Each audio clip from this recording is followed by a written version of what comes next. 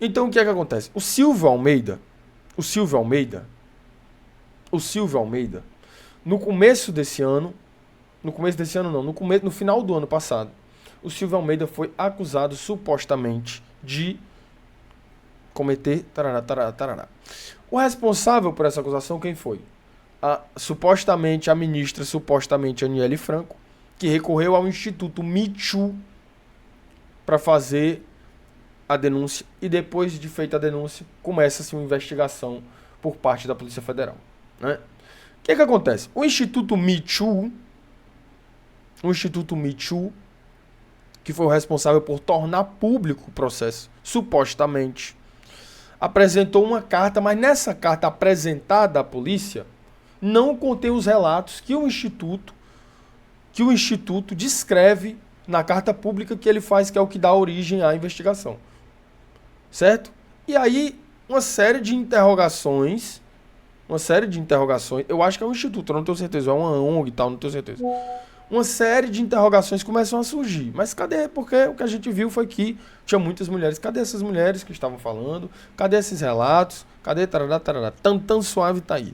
Então vamos lá. O que a gente vai ver agora, que vão trazer pra gente essa informação, é de como que anda esse processo e que supostamente haveria uma reviravolta no caso. Sobre a falta de documentos ali, datas e detalhes sobre os relatos de assédio apresentados pela Me Too Brasil. Segundo Uhum. o que foi apresentado à Polícia Federal, a ONG não especificou quando essas Boa beber supostas água. vítimas procuraram a organização ou quais foram os canais utilizados para as denúncias. A ausência dessas informações levanta questionamentos sobre a condução do caso e a base das acusações contra o ex-ministro. Vou curtir na As live. denúncias de Curtam a live. assédio sexual contra Silvio Almeida vieram ao público em 5 de setembro de 2024, quando a Me Too Brasil confirmou ter recebido relatos, incluindo os de Aniele Franco. A APF solicitou à ONG, em setembro de 2024, que encaminhasse todo o material disponível sobre as denúncias. No primeiro retorno, a Me Too informou ter contatado as vítimas e confirmou apenas 2 respostas. Uma delas foi da professora Isabel Rodrigues, que falou abertamente sobre o caso nas redes sociais dela, prestou depoimento e acusou o ex-ministro de assédio durante um almoço em São Paulo. Já a outra vítima teria se recusado a compartilhar informações. O documento entregue à polícia descreve 5 supostas vítimas, mas não detalha as datas das denúncias nem a natureza dos relatos. Perfeito. Queria que a senhora comentasse Perfeito. isso aí, o que significa? Essa matéria é muito chocante. Perfeito. Tá. Essa investigação que a Adriana Juliana Negreiros Lemos. fez, e que, pelo que eu entendi, ela está fazendo desde setembro do ano passado, Samuel quando Mamão. tudo isso Vou te tirar. aconteceu, é chocante porque eu entendo que organismos, né, instituições públicas ou privadas devem preservar os dados. Todo mundo deve preservar. Isso é uma regra básica. Né? Sim, O acho que que é está uma sendo regra básica. pedido pela polícia e pelos jornalistas não é o nome das pessoas, não é, ninguém está pedindo. É porque aí você teria que ter um sigilo, né? Você não pode dar um nome, né? Porque senão você teria que ter um sigilo, você tem que ter um sigilo, né? Mas aí assim, você tem que descrever o mínimo, você tem que oferecer o mínimo, por quê? Porque você tem que dizer, olha só, aconteceu assim, foi nessa data, foi desse jeito, foi nesse lugar, tá ligado? E aí, onde é que tá? Este caso tem uma rede muito complexa de poder, isso dificulta a comunicação para a população sobre as denúncias.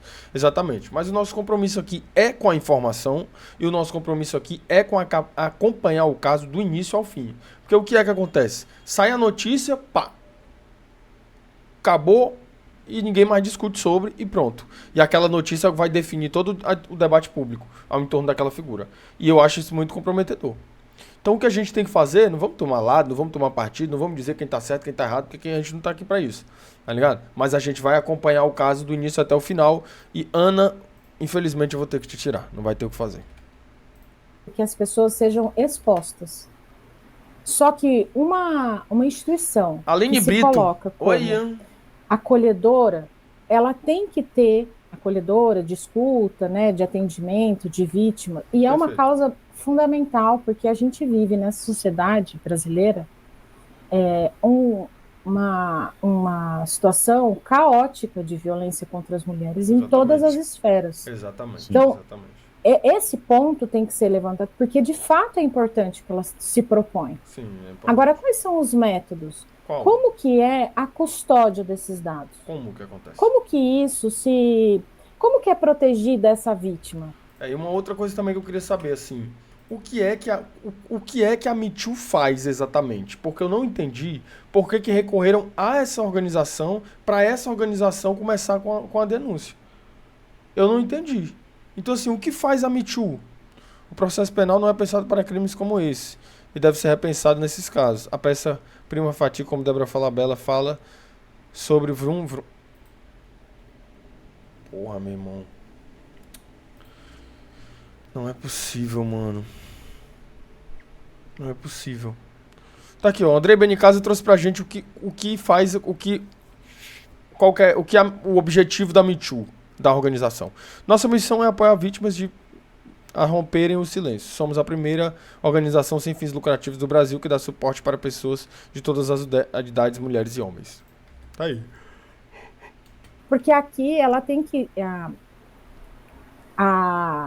as pessoas que lidam com dados sensíveis, como esses, que estão sendo supostamente estão em posse dessa ONG, Perfeito. Ela tem que proteger a vítima, mas ela tem que proteger todas as pessoas envolvidas, inclusive o suposto acusado. Perfeito. Ela não pode, não cabe a ela. Não, acho que proteger um acusado eu acho que é demais, mas assim, a organização tem que resguardar um mínimo a exposição do querido, do desquerido, ou do querido, ou de quem quer que for. Para não comprometer, inclusive, o andar da investigação. Porque a gente sabe que o debate público ele pode ser definidor no curso que a investigação vai tomar. Porque a opinião pública, ela encerra um caso. Encerra um caso. Então a opinião pública é imprescindível para a forma como vai se encaminhar a investigação. E aí, se você solta informação sobre determinada pessoa, você favorece a opinião pública ou você desfavorece a opinião pública no sentido da imagem que essa mesma opinião pretende ou favorecer ou desfavorecer. Então, assim, essas organizações elas têm que tomar cuidado. Entendeu? Samuel Mamão, vrum. Samuel Mamão, vou te tirar. O bagulho é louco, Ela decidir que ele é culpado. E a ONG tem se colocado dessa forma. É o que a gente está dizendo, não tem como proteger, né? Não tem como proteger. Acho que proteger é demais. Mas assim, o que precisa ser feito é que você tem que tomar um cuidado, porque a opinião pública pode finalizar um caso. A opinião pública pode inclusive comprometer o desenvolvimento da investigação. Então tem que tomar cuidado. Se eu sei, por exemplo, se eu sou uma organização como uma ONG dessa, e eu sei, por exemplo, que tem uma investigação em curso e eu solto informação que é decisiva para essa investigação, eu tenho que tomar cuidado com a forma como eu vou soltar essa informação. Eu acho que é mais nesse sentido, é muito mais nesse sentido do que de proteger, enfim, a pessoa que... De que o trabalho delas é de acolhimento e escuta. Curtam a live, estamos com quantos likes? Como é que vazou essas informações? Como que, no dia 5 de setembro, o então jornalista, o primeiro jornalista que deu essa notícia na internet, cara, ele disse que a ONG confirmou. Do Guilherme no Metrópole, né? Tá. Isso. Como é que ele disse? Que ele diz, está na matéria, que a ONG confirmou. Ela não podia ter confirmado. Quem passou, confirmado que eu quero dizer, ela tinha que proteger. Então, naquele momento ela confirma, naquele momento a ONG se coloca. Agora que queremos entender como foi o atendimento, as datas, quem atendeu, ninguém está pedindo CPF de ninguém. Nem o nome, nem foto, nem nada. Exatamente. Até porque não pode. Quer entender como se dá essa lógica. Até porque não pode, né, gente? Você não pode pedir CPF de ninguém, né, na investigação, né? Você tem que resguardar o sigilo, né? Até para garantir que seja de fato, que essa ONG seja de fato segura para as mulheres. A polícia pode, né? Ou ela recebe e coloca tudo numa ficha em papel. Como que isso se dá? Entende? E é isso que a Adriana está investigando e é isso que não está sendo dito. Isso é muito sério. E só por isso já é muito sério, né? Aí, na matéria da Adriana, também, ela traz que ela entrevistou pessoas, nesse processo de setembro para cá, que disseram duas coisas muito graves, muito sérias. Primeiro, que ex-alunas do Silvio tinham sido contatadas para encorpar a denúncia. É isso aí, gente. Gente, isso aqui é tipo assim, é como se você aqui tivesse, eu não sei, supostamente, né, que eu não quero tomar processo, tá? Mas isso aqui é como se você estivesse forjando uma prova, pô, isso é crime, pô. Forjar uma prova é muito crime, é crime, bicho, é criminoso. Tá ligado? É como se tu estivesse forjando uma prova. Isso é muito crime. Larissa Franco tá aqui, eu acredito que deve ser uma pessoa do direito, né? Tá explicando pra gente aqui como é que a polícia pode atuar nesse caso e tal, tal. Mas assim, isso não é só problemático não, Larissa. Eu acho que é um crime, não é não? Eu acho que é um crime, né? Isso é cringe? Gente, mano, não é possível, cara. É assim, como é que você faz uma denúncia, você coloca uma bomba no país, o país parou para entender o que estava acontecendo. Sim, é um Ele fato. foi demitido, ele foi Foi demitido. esculachado, Sim, ele sim. foi agredido verbalmente, ele Sim, foi, sim. quer dizer, e não existe denúncia para encorpar uma denúncia. A outra situação é que, dias antes, pessoas foram procuradas, isso que está na matéria, procuradas para não sair em defesa do Silvio. Ou seja, eles estavam vazando, então. Não estavam vazando quem era, mas estavam... Peraí, gente, isso aqui... Olha só, se ela tá falando isso aqui, não é supostamente. Se ela tá falando que pessoas foram procuradas, essa moça é advogada dele? Acredito que sim. Se ela tá falando isso aqui, ela não é supostamente. Ela tá dizendo que pessoas procuraram. Felipe Anderson jogou muito. Vou tirar você, Luquinhas. Vou tirar você da live, tá? Desculpa. Deixa eu tirar da live. Ela tá dizendo aqui, curtam a live. 203 pessoas curtam a live, tá? Olha só, Larissa Franco tá aqui com a gente, tá falando pra gente. Sabe o que é foda? É que se um desses casos realmente procede, esses fatos aí acabam descredibilizando a acusação. E mais do que isso, porque é o cometimento de um crime. Você não pode chegar, porque você interfere. Yuri Alberto, vai tomar no cu. Eu vou te tirar da live, filha da puta. Não fode. Vou te bloquear do canal. Porra. Então aqui, mano, os caras tiram muito meu... Véi, então, o que que acontece? Mano, vazando a informação que o Silvio estava sendo acusado. É muita coisa que desmonta a raiz desse problema. E eu quero colocar aqui uma coisa. Eu sou advogada, eu sou professora e eu sou uma pesquisadora de gênero. Eu pesquiso gênero, eu escrevo sobre gênero, a minha dissertação foi sobre gênero, a minha tese foi sobre gênero, o meu pós-doutorado está sendo sobre gênero. Então, eu sou defensora disso. Eu sempre me coloco em posição de defender as mulheres. Então, eu estou dizendo de mim, porque as pessoas vão falar, aquela mulher, não, entendeu? Essa é a minha formação. sim, sim. Só que eu preciso que esse processo de investigação e de responsabilização seja o mais rígido possível. Para que todas as futuras vítimas, que ainda terão, infelizmente, elas sejam ouvidas e, de fato, aquilo seja levado a fundo até que, então, esse suposto agressor seja condenado dentro das regras. Então, para mim, entende o choque de saber que uma instituição, individualmente, e tantas outras pessoas que eu convivo, que também estudam sobre gênero, que também se levantam contra a violência contra as mulheres. Então, acho que essa matéria da Adriana, do UOL, essa investigação que ela fez, precisa ser investigada, mas investigada pelas autoridades competentes, porque... Que são? A polícia precisa investigar. A polícia, eu também acho. Sim, a polícia precisa investigar para saber o que é que está acontecendo. Porque, assim, vamos imaginar aqui, supostamente, a seguinte situação. Você foi acusado de uma determinada coisa. Você foi acusado por uma organização. Essa organização, no momento que faz a acusação, ela procura pessoas que passaram pela sua trajetória para incorporar a denúncia. Procura pessoas. Depois de procurar essas pessoas, ela procura outras pessoas que participariam da sua defesa para sugerir a essas pessoas que não te defendam. Ela está atuando de uma forma ilegal, inclusive, cometendo um crime, que eu acho que isso é criminoso, porque você está comprometendo o curso da investigação. Imagina que eu vou chamar pessoas para dizer, ei, vamos lá criar uma prova contra fulano. Porra. A live não é gravada, gente. Larissa, não cai na conversa dessas... Ai, meu Deus do céu. Samuel, mamão, vou tirar você. Vou tirar você. Vou te tirar da live.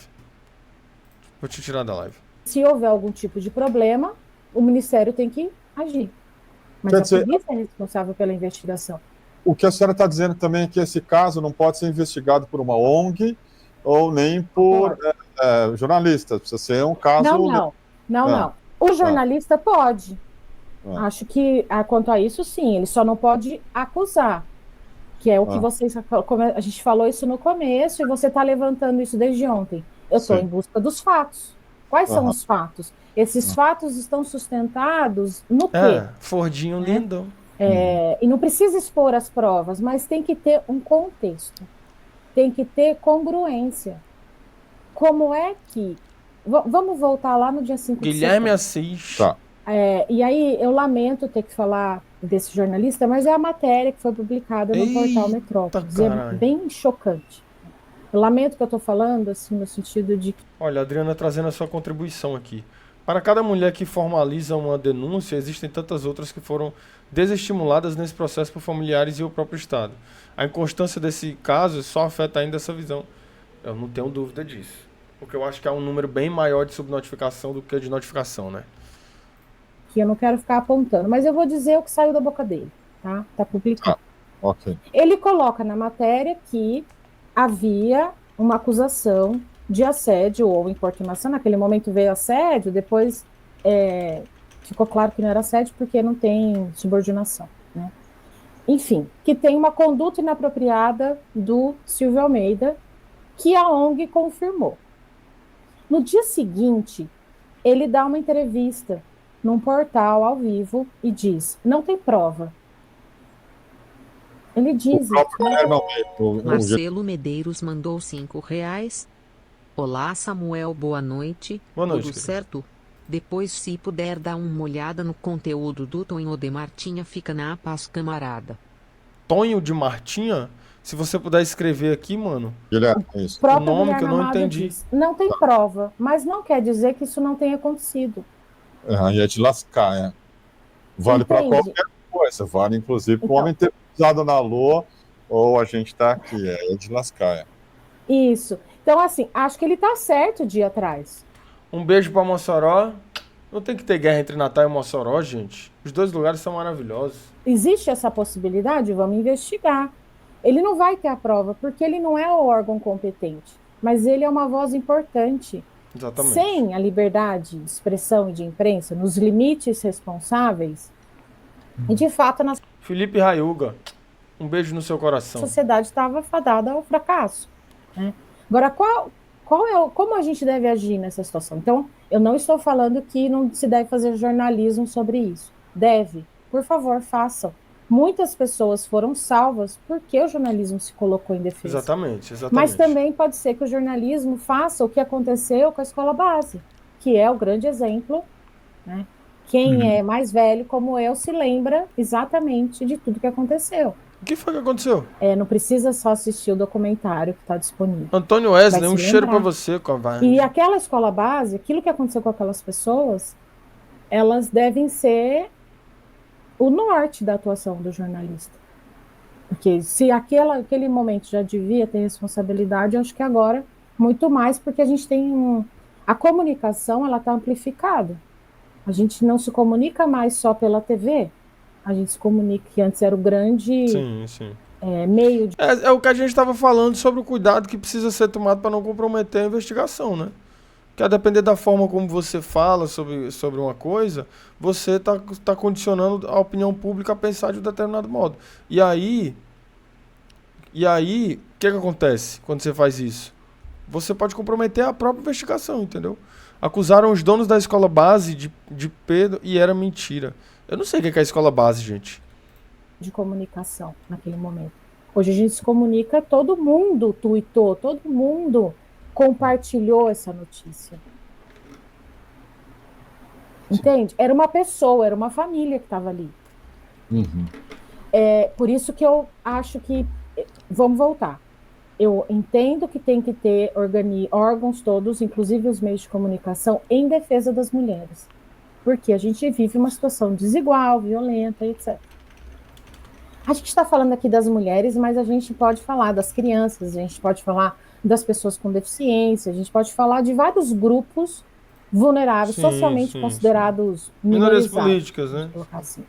Mas isso não significa que, então, a gente pode criar uma guerra entre homens e mulheres, entre brancos e pretos, e etc, etc. Perfeito. Porque tem porque ninguém vai criar uma guerra, porque já existe, né? Muita mulher que faz também barbaridade, que fala barbaridades, e que constrói políticas públicas bárbaras.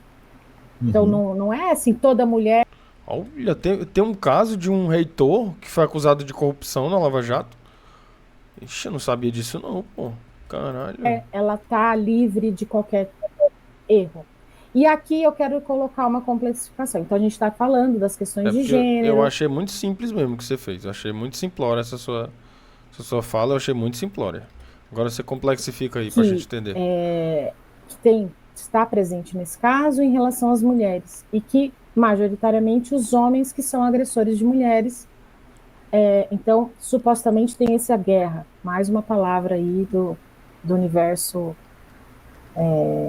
da guerra. Mas também tem uma questão de raça. Sim.